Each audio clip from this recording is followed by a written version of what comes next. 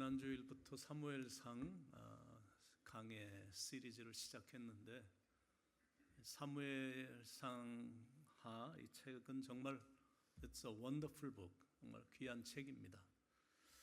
이스라엘의 역사에 있어서 사사기 시대가 이렇게 있는데 시간이 갈수록 점점 부어졌던 그 시대, 그리고 정말 살기가 힘들었던 그런 시대였었는데 마침내 하나님께서 한 인물을 이렇게 들어 쓰시는 장면이 이제 사무엘상을 보는데, 이렇게 보면서 한 사람의 역할이라는 게 정말 중요하다 이런 생각을 합니다. 특히 한 나라를 이끌어가는 지도자 한 사람의 역량과 리더십은 나라를 살리기도 하고 국가를 위기에 빠뜨려서 더 이상 희망 없는 나라로 만들기도 하거든. 사무엘상 1장은 It talks about the birth of Samuel. 사무엘의 이 탄생을 이렇게 이야기했죠. 그래서 우리는 지난 주일날 기적적으로 탄생한 사무엘의 탄생 이야기를 보았습니다. 사무엘의 어머니 한나는 오랫동안 이제 무자했었습니다. 근데 그것이 그 당시의 분위기로 봐서는 슬프고 한 맺힌 일인데, 더 괴로운 거는 자기가 이제 무자하니까 남편이 두 번째 아내를 맞아들인 겁니다. 그러니까 마음이 더 슬펐던 겁니다. 그런데 두 번째로 맞이한 이 여자, 분인나라는 여인은 성격이 굉장히 안 좋았던 여인이었기 때문에 한나에게 자꾸 말로 상처를 주는 겁니다. 그러나 한나는 첫째 아내임에도 불구하고 착한 여인이라 한 번도 그런 얘기를 들어도 분인나에게 대들거나 화내거나 그러질 않았습니다. 그럴 때마다 한나는 하나님께로 가서 눈물을 쏟으며 기도한 겁니다. 하나님, 저에게 아들을 주십시오. 하나님이 저에게 아들을 주시면 제가 하나님 앞에 다시 돌려드리겠습니다. 이렇게 기도를 했더니 하나님이 그 기도를 들으셨다라는 것. 그 내용이 사무엘상 1장의 이야기였습니다. 근데 오늘은 이제 사무엘상 2장의 내용인데 It's the expression of Thanksgiving. 이제는 막 감사가 넘치는 한나의 찬양의 내용입니다. 1장은 한나의 기도였는데 2장은 한나의 감사 찬양입니다. 한나는 하나님을 진정으로 사랑했던 여인입니다. 하나님을 사랑했기 때문에 늘 기도하면서 하나님과 대화를 했습니다. 그런 깊은 사랑으로 인해, 그런 관계로 인해 한나는 하나님으로부터 응답과 함께 축복을 받았습니다. 아들이 없어서 한이 맺혔었는데 귀한 아들을 얻은 겁니다. 그런데 그 귀한 아들 사무엘을 하나님께 다시 바쳤다는 게 이게 큰 감동입니다. 보통 어머니 같았으면 그 아들이 너무 귀하니까 어떤 변명을 해서라도 약속을 자꾸 번복을 했을 텐데, 혹시 약속을 지켰더라도 떠나보낸 아들이 너무 그립고 보고 싶고 또 너무 어린아이라 걱정이 돼갖고 많이 울었을 텐데, 한나는 오히려 하나님께 찬양을 드렸다는 게 이게 또 큰 감동입니다. 그러니까 오늘 우리가 함께 읽은 이 본문의 내용이 한나가 하나님께 찬양한 내용입니다. 사무엘상 2장은 이렇게 시작이 되죠. 한나가 기도하여 이르되 마음이 여호와로 말미암아 즐거워하며 내 뿔이 여호와로 말미암아 높아졌으며 내 힘이 내 원수들을 향하여 크게 열렸으니 이는 내가 주의 구원으로 말미암아 기뻐함이니이다. 여호와와 같이 거룩하신 이가 없으시니 이는 주밖에 다른 이가 없고 우리 하나님 같은 반석도 없으심이니이다. 그러니까 한나가 하나님께 찬양한 내용은 뭐냐면, 그냥 간단하게 말씀드리면 나는 아들을 주신 여호와로 인하여 내가 즐겁다라는 것. 그리고 두 번째는 내 아들을 얻음으로 인해 내 지위가 뿔이 높아졌다 그거고, 세 번째는 하나님이 내 기도를 들으시고, 그게 이제 찬양의 내용이에요. 자기는 정말 기쁘다는 거예요. There's so much joy. 너무 기쁜 거예요. 아들을 낳았으니까 이젠 사람들 앞에 떳떳하니까. 그런데 이제 한나의 기쁨은 단순히 그것만이 아니다라는 거예요. 상황이 단순히 바뀌었기 때문이 아니다라는 거예요. 그렇게 됐기 때문이라기보다 하나님께서 나의 기도를 들으셨기 때문에 나는 너무 기쁘다라는 거예요. The presence of God. 와, 하나님의 임재가 나에게 임하다니. The very presence of God. 바로 그 하나님의 임재가 실제로 나에게 임하다니, to be in His presence, 그리고 내가 그분의 임재 안으로 들어갈 수 있다니, to know His love, 그분의 사랑을 내가 알고, and to know His care, 그분이 나를 이렇게 케어해 주신다는 것을 자기가 이렇게 느끼니까 너무 기쁜 거예요. 와, 하나님이 나 같은 사람을 기억하시다니, 하나님이 내 기도를 들어주셨다니, 하나님이 나를 이렇게 사랑하시다니, 와, God, you are just too much. 이건 정말 너무 큽니다. 감사의 잔이 넘치면서 한없이 마음이 즐거운 거예요. 여러분, 이 세상의 즐거움은 이렇게 상대적인 기쁨이거든요. 이 세상의 기쁨은 그냥 일시적인 기쁨이야. 그리고 순간순간 변하는 기쁨이야. 그런데 주시는 기쁨은 절대적인 기쁨이고 영원한 기쁨이고 이게 변하지 않는 기쁨이거든. 그러니까 상황은 안 좋아도 여전히 하나님께 기쁨의 찬양을 올려드릴 수가 있는 겁니다. 시편 4장 7절에 보면 주께서 내 마음에 두신 기쁨은 저의 곡식과 새 포도주에 풍성할 때보다 더하니이다. 요한복음 16장 22절에 지금은 너희가 근심하나 내가 다시 너희를 보니 너희 마음이 기쁠 것이요 너의 기쁨을 빼앗을 자가 없느니라. 바로 이게 기쁘다는 거예요. 와, 주님이 하나님이 내 기도를 들으셨다니 나는 너무 기쁘다. 그리고 한나가 찬양한 내용 네 번째는 하나님과 같은 거룩하신 분은 이 세상에 없다라는 것. 지금 시대로 표현하자면 이 세상 명예와 재물과 지위와 행복과도 나는 하나님하고 바꿀 수 없다라는 거고. 시편 16편 2절에 주는 나의 하나님 주님이 주밖에는 나의 복이 없다 하였나이다. 시편 73편 25절에 하늘에서는 주 외에 누가 내게 있으리요 땅에서는 주밖에 나의 사모할 자가 없나이다. 보통 사람들 같았으면 그렇게 얻은 아들이라면 너무나 귀하니까 그 아들에게 최상의 가치를 뒀을 텐데 한나는 그 일을 행하신 하나님께 최상의 가치를 둔 겁니다. 그러니까 어렵지 않게 하나님 앞에 그 귀한 아들을 바칠 수가 있었던 거거든요. 그러니까 그때 사무엘의 나이가 He was just 3 or 4 years old boy. 그냥 3살, 많아봤자 4살 정도밖에 안 된 어린 아이였습니다. 근데 그런 어린 아들을 그것도 집에서 한 15마일 정도 떨어진 거리니까 여기서 뉴저지 포트리가 한 10마일 이렇게 되나요? 10마일, 15 거기 더 가는 거예요. 15마일이나 먼 거리.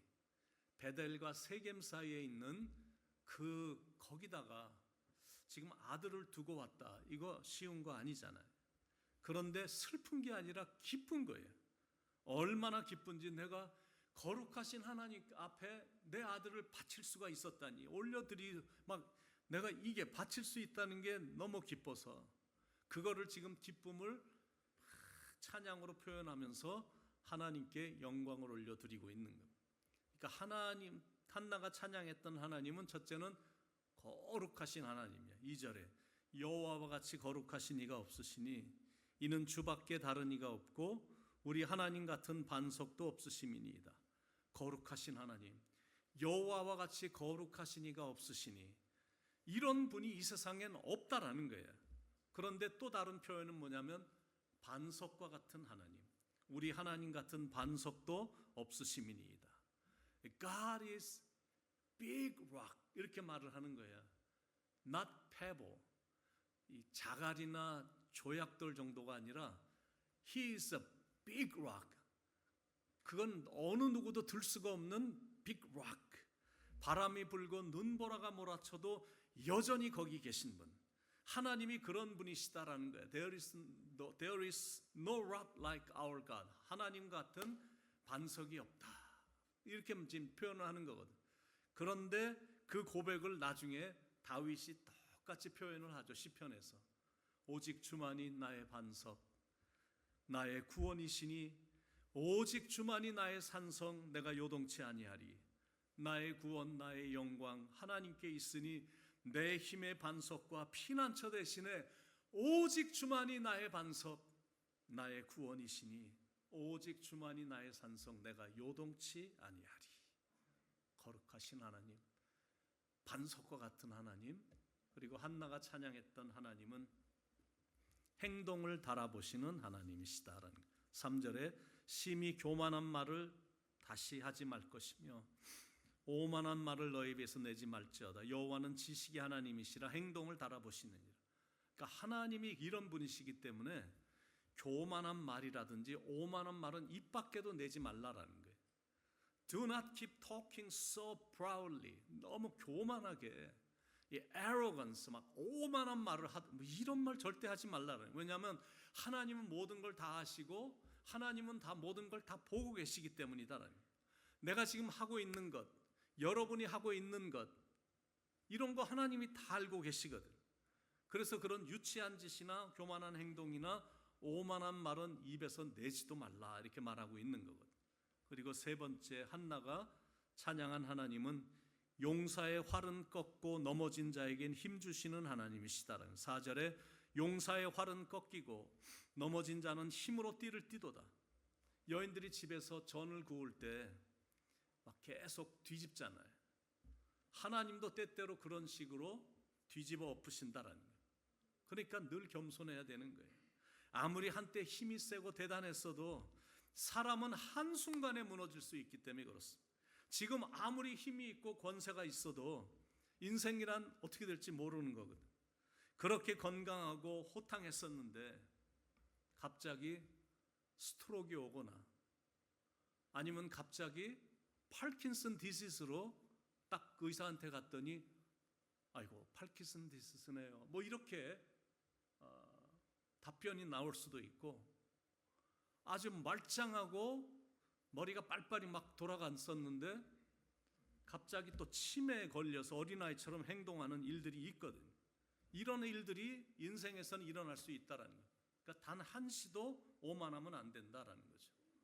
그리고 한나가 찬양했던 하나님은 없는 자는 있게 하시고 있는 자는 없게 하시는 하나님이시다라는 거예요. 5절에 풍족하던 자들은 양식을 위하여 품을 팔고 줄이던 자들은 다시 줄이지 아니하도다. 전에 임신하지 못하던 자는 7을 낳았고 많은 자녀를 둔 자는 쇠약하도다. 한마디로 하나님은 전화위복의 하나님이시고 반전을 이끄시는 하나님이시다라는 거예요.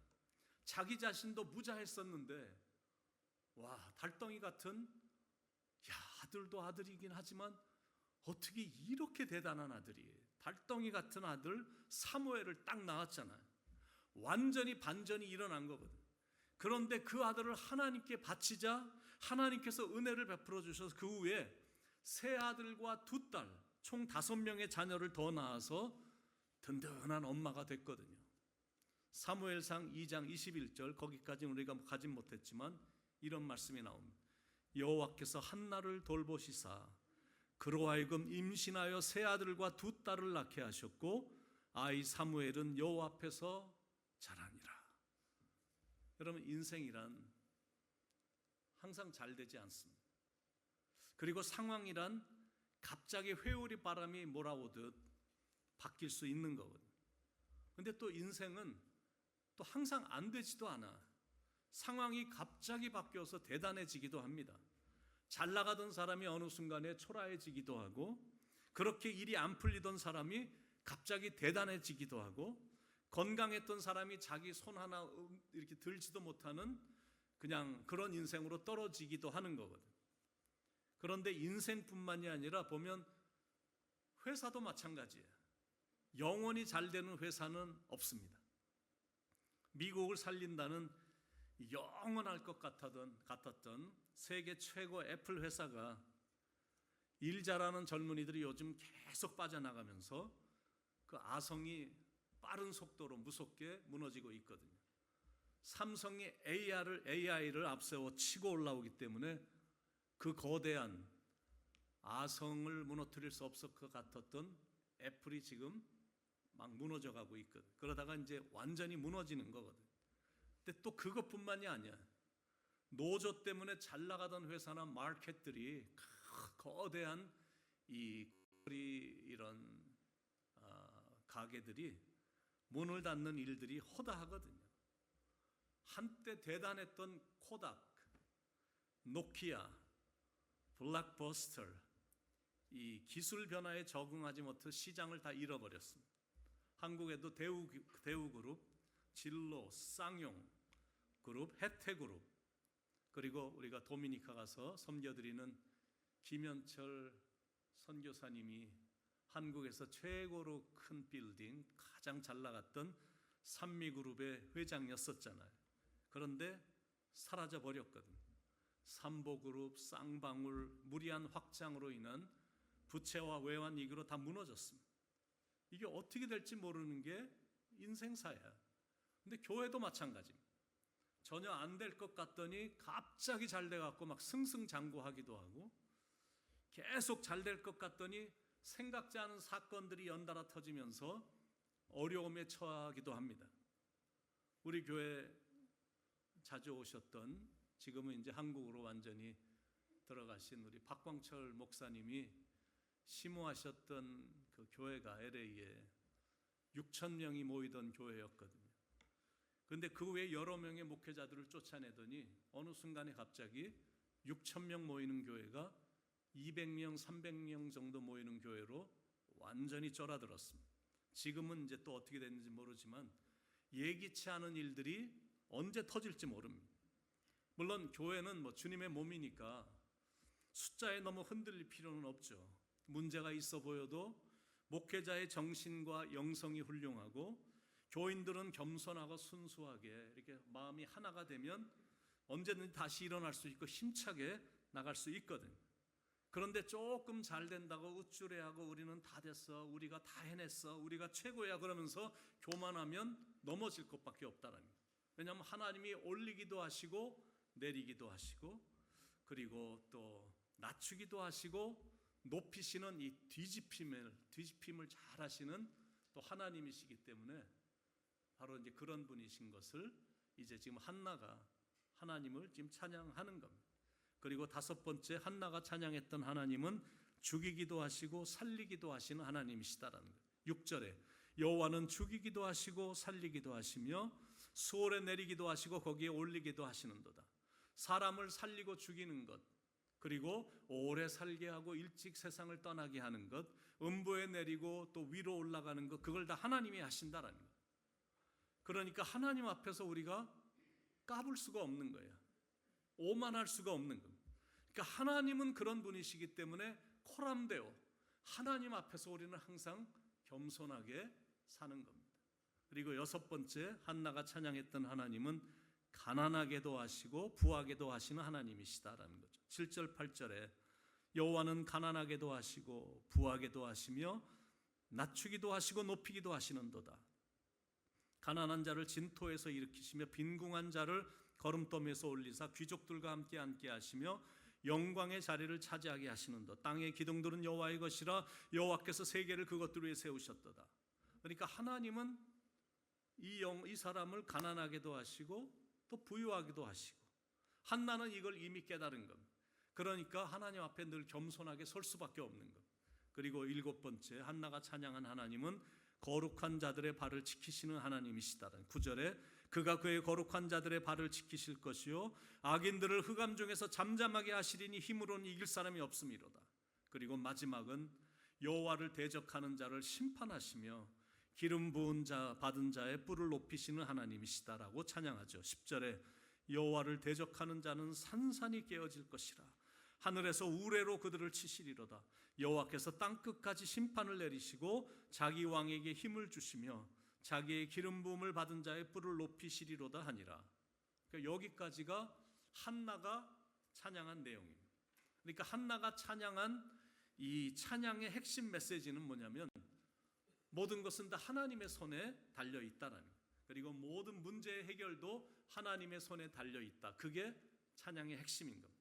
그래서 우리가 어떻게 인생을 살아야 되는지 한나의 찬양 속에 답이 명확히 나옵니다. 진실해야 되고 악한 자와 절대 손을 잡으면 안 되고 자신의 무력함과 연약함을 속히 깨닫고 능력의 하나님 앞에 나와 겸손히 하나님께 간구하며 하나님의 뜻대로 사는 인생이 되어야 된다라는 게 한나가 찬양한 그 찬양의 내용의 핵심입니다. 여러분, 내 힘으로 하려고 하면 할수록 문제는 더 복잡해지거든. 그리고 인생은 더 고달파지는 법입니다. 그런데 하나님 앞에 나와서 하나님께 모든 걸 맡기며 기도하면 하나님께서 만사 형통의 축복을 부어 주신다라는 겁니다. 나의 갈 길 다가도록 예수 인도하시니 무슨 일을 만나든지 만사 형통하리라. 결국 기도가 모든 것의 지름길이라는 것을, 그리고 하나님께 우리가 기도로 부탁하는 것이 가장 빠른 해결책이다라는 것을 한나는 다시 한번 우리에게 상기시켜 줍니다. 그걸 아브라함 링컨 대통령도 알았기 때문에 그의 인생의 좌우명이 이거거든요. When I'm in trouble, 나에게 문제가 닥쳤을 때 I go to knee, 나는 무릎을 꿇는다. 이렇게 이제 고백을 한 그의 인생의 좌우명입니다. 그래서 백악관을 기도의 장소로 만들었잖아요. 기도가 파워예요. 그렇기 때문에 기도란 건 흉내낸다고 되는 것도 아니고 기도하는 척한다고 되는 게 아니다라는 거예요. 하나님 앞에서 자신이 무릎을 꿇어야 돼요. 끊임없이 지속적으로 기도해야 된다라는 것입니다. 동의하시겠죠? 그런데 왜 사람들은 어찌하여 아랠 줄을 모를까? 주께 고함 없는 고로 복을 얻지 못하네. 사람들이 어찌하여 아랠 줄을 모를까? 주께 고함 없는 거로 주님께 구하지 않으니까, 기도를 안 해서 하나님께 간구하지 않아서 복을 얻지 못하는 거예요. 그런데 한나는 기도를 했기 때문에, 하나님께 간절히 아뢰기 때문에 복을 얻은 거예요. 그래서 지금 복을 주신 하나님을 찬양하는 거거든요. 그런데 사무엘상 2장 후반부에 가보니까 이런 인물들이 나오거든. 엘리 제사장과 그의 두 아들이 등장을 합니다. 엘리는 그 당시 영적 지도자였습니다. 굉장히 나이가 많은 지도자였습니다. 그래도 최고의 권세를 갖고 있었던 사사였고 이스라엘 정신적인 지주였고 성전을 지키던 제사장이었습니다. 그런데 그에게는 두 아들이 있었어요. 그런데 이 두 아들은 아주 그냥 소문이 꽉 난 부패의 원흉, 이 타락의 원흉의 두 아들을 갖고 있었습니다. 그러니까 사무엘하고는 영 딴판인 they were bad guys, 아주 불량자들이었습니다. 그리고 악한 자들이었어요. 하나님에 대한 이 마음, 믿음 이런 게 하나도 없었어요. 그러니까 그 가정을 볼 때 완전히 가정이 망하기 일보 직전의 가정이구나 느낄 만큼, 그러니까 성전도 그만큼 타락이 됐던 겁니다. 12절에 엘리 아들들은 행실이 나빠 여호와를 알지 못하더라. 이 두 아들은 지극히 세상적이었고 게다가 오만하고 교만하기까지 한 거예요. 결정적인 건 뭐냐면 신앙까지 없어서 하나님을 전혀 두려워하지 않은 것, 하나님께 드리는 제사도 우습게 여길 정도였고, 실은 그 정도가 아니라 제사 드리러 온 여인들을, 하여튼 제사도 멸시하고 하나님도 업신여기고 제사를 드리러 온 여인들까지 건드려 갖고 동침할 정도로 타락한 겁니다. 22절에 보니까 엘리가 매우 늙었더니 그의 아들들이 온 이스라엘에게 행한 모든 일과 회막문에서 수정돈인 여인들과 동침하였음을 듣고, 이런 일들이 두 아들들에게 있었던. 그런데 교회에서는 제사장이란 타이틀이 있는 겁니다. 제사를 할지도 모르고 할 마음도 하나도 없고 제사 드리러 온 여자나 계속 건드려갖고 동침하는 이런 아들들인데, 그러니까 아버지 엘리도 문제가 정말 많았던 겁니다. 더 정확하게 말하면 엘리 제사장은 그냥 타이틀만 갖고 있었던 영적으로 죽은 제사장이었습니다. 근데 그 모습이 실은 사사기 시대의 모습이거든요. 온 사회가 다 타락하고 부패하고 성범죄가 넘치는 그런 사회였거든. 그런데 아들들이 제사장이란 타이틀을 갖고 똑같은 짓을 하는 거예요. 근데 그걸 다 알고 있어. 그런데 아들 사랑에 눈이 어두워갖고 매번 그런 일을 듣긴 듣는데 눈을 가만 준 겁니다.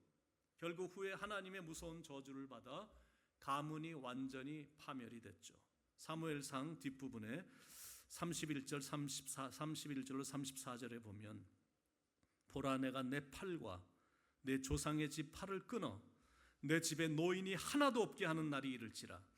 이스라엘에게 모든 복을 내리는 중에 너는 내 처소의 환난을 볼 것이요 내 집에 영원토록 노인이 없을 것이며 내 제단에서 내가 끊어버리지 아니할 내 사람이 내 눈을 쇠잔하게 하고 내 마음을 슬프게 할 것이요 내 집에서 출산되는 모든 자가 젊어서 죽으리라. 내 두 아들 홈니와 비느하스가 한날에 죽으리니 그 둘이 당할 그 일이 내게 표징이 되리라. 정말 무서운 말씀이고 섬뜩한 저주잖아요. 얼마나 세게 저주를 받았는지 엘리 제사장 가문에는 그 이후로 장수하는 사람이 한 명도 없었다라는, 내 집에 영원토록 노인이 없을 것이며, 그리고 같은 날에 아버지 엘리와 그리고 두 아들, 젊은 아들이 다 죽임을 당한 것. 내 집에서 출산되는 모든 자가 젊어서 죽으리라. 내 두 아들 홈니와 비느하스가 한날에 죽으리니 그 둘이 당할 그 일이 내게 표징이 되리라. 블레셋과의 전쟁에서 이렇게 하나님의 언약궤를 메고 나가면 승리할 줄 알고 언약궤를 메고 전쟁터에 나간 거예요. 그런데 언약궤도 뺏겨버렸습니다. 그리고 전쟁에서 패하면서 그 엘리 제사장의 두 아들 홈니와 비느하스도 같은 날에 죽임을 당한 겁니다.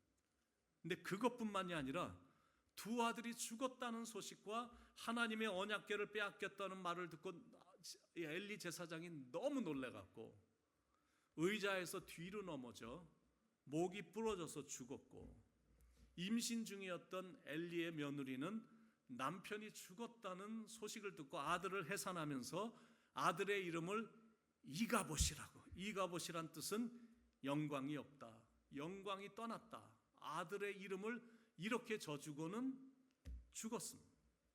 참 비극이에요. 엘리 제사장은 온전한 신앙에 서지 못했었기 때문에 나라도 망쳤지만 부모로서도 완전히 실패한 인생을 살았거든. 그래서 그 가정에, 그 가문에 하나님의 복이 떠난 것.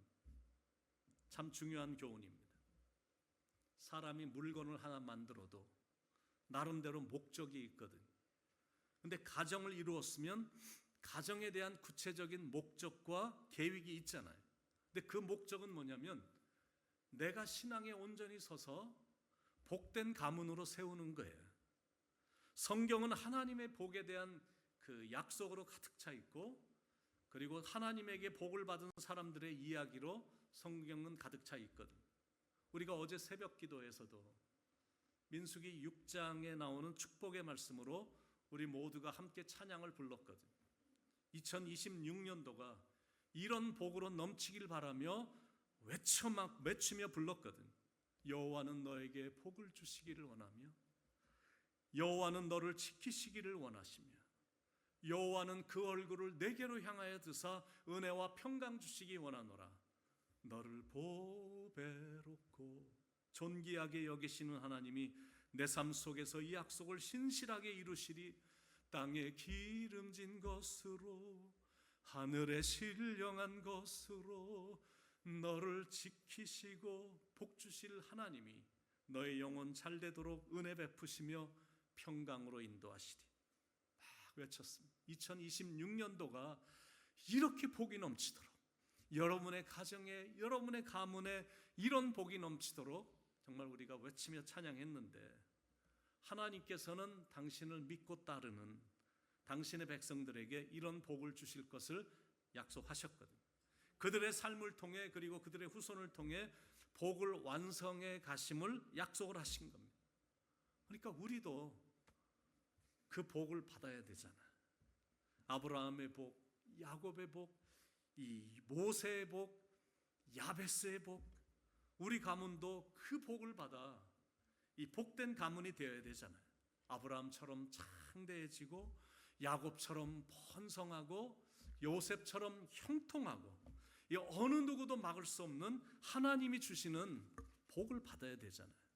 아브라함이 복을 받더니 야곱을 통해 이게 복된 민족이 만들어지고, 또 그 민족을 통해 다른 민족들까지 더불어 복을 받게 되는 이 엄청난 복을 말하는 거예요. 여러분에게도, 여러분의 가문에도 하나님께서 하늘의 신령한 복과 땅의 기름진 복을 부어 주셔서 주변의 사람들을 풍성하게 해주는 요셉처럼 축복의 통로가 되시길 간절히 축원을 드립니다. 요셉은 무성한 가지, 곧 샘 곁에 무성한 가지라 그 가지가 담을 넘었도다. 하나님이 너를 도우실 것이요 전능자로 말미암나니 그가 내게 복을 주실 것이라. 위로 하늘의 복과 아래로 깊은 샘의 복과 젖먹이는 복과 태의 복이리로다.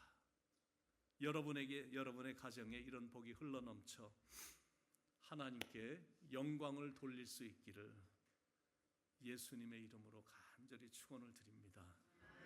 하나님이 여러분이 가는 그 길에 지켜주시고 은혜 베풀어 주시고, 여러분은 주님 의지하며 하나님 바라보며 남은 인생의 여정을 아름답게 살아가는 복된 인생이 되시길 간절히 기원합니다.